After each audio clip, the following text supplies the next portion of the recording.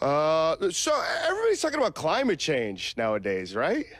Pretty interesting stuff, yeah. Speaking of climate change, when is Hannibal Buress gonna start thinking about some underwear change? Am I right, ladies?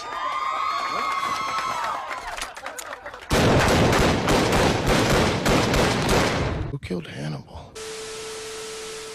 Wicked gods and evil queens, assassins and enforcers, gods and demons. Confronting every great hero is a great villain. This is a tribute to the most vile and villainous. This is Most Wanted. Now, stop me if you've heard this one before. Odin, Vishnu, and Ra walk into a bar. Things get a bit heated and they all decide, hey, let's beat up the concept of evil, greed, wrath. The repeal of net neutrality, it's all in there. Evil itself is torn to pieces by the three deities and strewn about different parts of the galaxy. And one chunk lands on Earth, killing the dinosaurs and sprouting into a forest of pure evil. Rather than allow evil notebooks to be made from this sinister lumber, the samurai lord used an arrow doused in magic elixir to make Smokey Bear cry and deforestate some evil.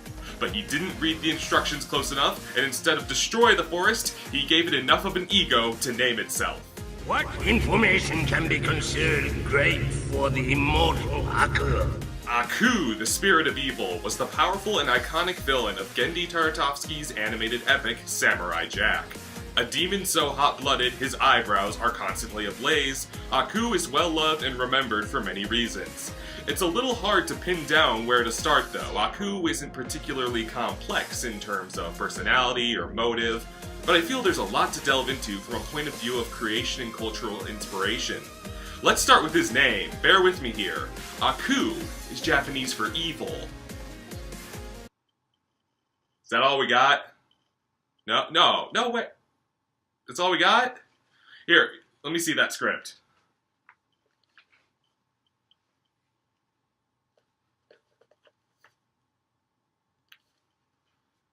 Okay, alright.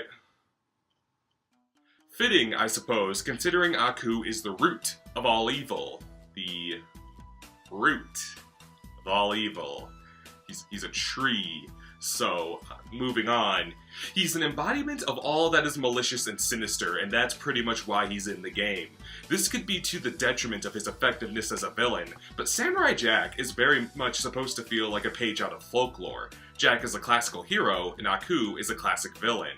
Jack was pushed to destroy evil from a young age, and Aku, similarly, has never known a life where he wasn't trying to vanquish all that was good. There's a very classic David and Goliath, a humble good and a great evil. On the subject, I wonder where else you can contrast those two. Jack is collected and soft-spoken, whereas Aku is bombastic and talkative. Jack trained with several masters over his years growing up. Aku relies on his powers and likely hasn't trained a day in his life. Jack wears all white, and Aku is a being of pure ebony. From about every aspect, Jack and Aku are opposites, adding an angle of Batman and Joker to our classic good and evil tale. A really strong villain should be able to place a hero out of their element. Many heroes are already exceptional in one area, enough so to overcome their foe on equal footing. This is why you often see villains flip the table by manipulating the environment to place the hero in an unwinnable situation. Aku does exactly this by opening a time portal and kickstarting the premise of the entire series by throwing Jack into the future. In one fell swoop, all of Jack's skills and sword were outdated. Jack is a stranger in a strange land, one of the worst things you can be in a journey, out of your element. A term certain circles will be familiar with is the Orcus on his throne, a villain that tends to stew in one place for the most part, sitting on their throne of skulls and letting their minions do most of the work. This trope can go either way in terms of raising or harming a villain, sacrificing activity, and often scream time for gravitas. However, Aku has no shortage of interesting minions hunting Jack for him, often so bleeding Aku's personality through these minions. Extra thick! One thing I love is how Aku's Rolodex of underlings is the sheer variety. Recall that Aku is created, in part, by the combined force of three different deities of different cultures. Aku is an embodiment of evil from every corner of the world and every culture, and the spanning of his monstrous minions is very much the same. From the Egyptian-inspired minions of Set, the Japanese-garbed shinobi, to characters inspired by Western pop culture like X-49.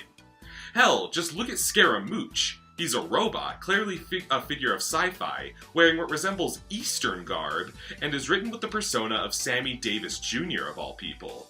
As if all that wasn't enough, his name comes from Scaramouche, the stock clown character of Italian Commedia dell'arte. A bunch of cultural symbols and ideas just baked together, and it works because of what a hodgepodge Aku's future is. Aku in of himself is sort of a cultural mixing pot of ideas and inspirations, which feeds the wide scope and varied landscape of the future Jack fights through. Many would agree that Aku is most fondly remembered for his ability to balance his humor with his terror. He could be cracking jokes just as soon as he could strike down an underling for speaking out against him. An episode that exemplifies this greatest, in my opinion, is Aku's Fairy Tales, in which Aku gathers the children of his land and tells them stories that frame himself as a hero and Jack as a villain. On one hand, this is a rather endearing and amusing idea that lets us see Aku in a whimsical and funny light. However, the true context beyond this is actually a little scary. What Aku is spreading is nothing short of propaganda, an attempt at brainwashing that I'm sure he's succeeded at with millions before.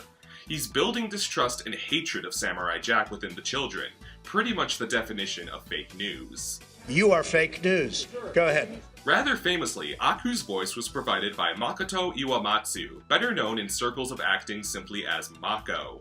While famous for his presence and capability of ominousness, Mako was equally capable of being jovial, like a perfect grandfather of sorts, as seen in his performance as Uncle Iroh in Avatar: The Last Airbender. I feel this was the perfect juxtaposition to bring to the playful tyrant Aku.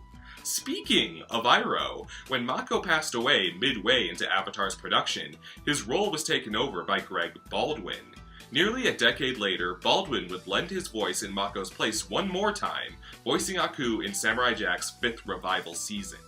We see Aku here, 50 years into his rivalry with Jack, and depressed by the mundanity of it all. While this choice did cost us a bit of Aku's famous stage presence, it was a funny idea. We so consistently see what happens when Jack topples the beanstalk, but never the giant running himself into the ground by sheer immortality of animosity.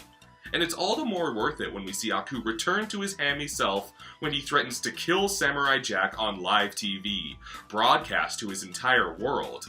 The gravity of this scene is so important as it attracts the eyes of everyone Jack had ever met along his journey.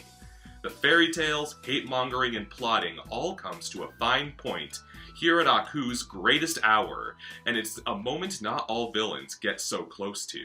Time to die, Samurai Jack! Aku may be a bit simple in design and straightforward in motivation, but he's a classical villain with the dressings of everything that has allowed such an inspiration. A little kabuki, a little sci-fi, and a theatrical, bombastic personality to top it all off. In a way, he's sort of an amalgamation of all villainy, fitting the vein of Samurai Jack being a blend of all kinds of fantasy, fiction, and myth.